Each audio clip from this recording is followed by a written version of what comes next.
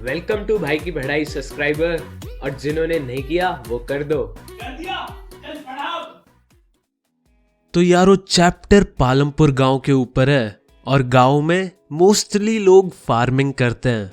यही उनका इकलौता सोर्स ऑफ इनकम है। और भाई कौन इस धरती पे पैसे कमाना नहीं चाहता।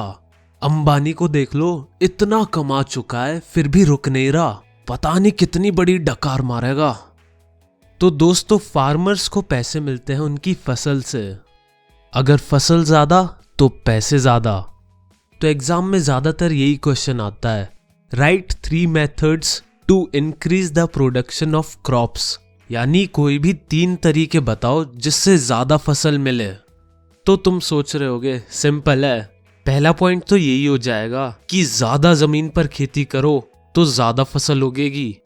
तो तुम बिल्कुल सही सोच रहे हो। पर दोस्तों हम एक ऐसे टाइम में आ गए हैं जहां सारी जमीन जिस पर हम खेती कर सकते हैं वो लिमिटेड हो गई है। बल्कि खेती के लिए जमीन हर साल कम होती जा रही है, क्योंकि उनकी जगह हाईवे, फैक्ट्री, नए घर रोज बनते रहते हैं। तो अगर ये लैंड वाला पॉइंट तुम्हारे मम्मी पापा लिखते तो शायद उन्हें 1 मार्क्स मिल जाता, पर तुम्हें इस पॉइंट का कुछ नहीं मिलने वाला। इसे कहते हैं घोर कलयुग। तो अगली बार जब तुम्हें तुम्हारे पेरेंट्स अपनी पढ़ाई के कोई टॉप करने की कहानी सुनाए कि कैसे वो 75% लेके आए, तो कह देना पापा आपके टाइम में सिलेबस भी कम था फिर भी आपके कम मार्क्स आते थे, और मेरे टाइम में सिलेबस इतना ज्यादा हो गया है तब भी आपसे ज्यादा मार्क्स आते हैं। अरे मजाक कर रहा हूं, असली में मत बोल देना। तो फर्स्ट पॉइंट है मल्टीपल क्रॉपिंग प्रैक्टिस करना। मल्टीपल क्रॉपिंग की डेफिनेशन है to grow more than 1 crop on a piece of land during the year is called multiple cropping.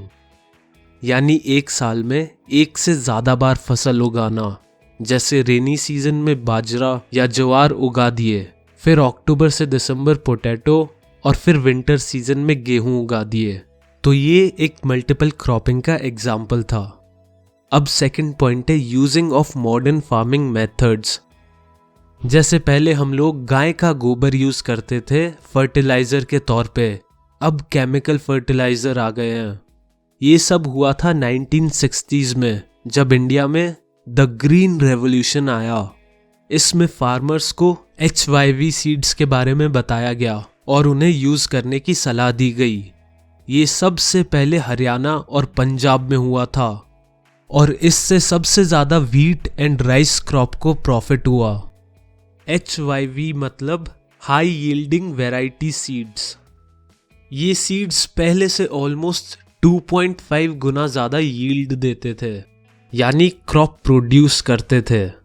Third point है modern farming machines like tubewell, tractor, threshers etcetera helped us in higher yield. वो कैसे? यार tubewell अच्छे से खेत में पानी देता है, ट्रैक्टर थ्रेशर की प्रोडक्टिविटी ह्यूमन से अच्छी होती है, जिसके कारण ज्यादा अच्छी फसल होती है। तो चलो अब ग्रीन रेवोल्यूशन की बुरी साइड देखते हैं। HYV सीड्स का एक ड्रॉबैक है, इन सीड्स को बहुत सारा पानी, फर्टिलाइजर और पेस्टिसाइड्स की जरूरत पड़ती थी। सेकंड, ज्यादा केमिकल फर्टिलाइजर यूज करने से सॉइल की फर्टिलिटी कम हो जाती है।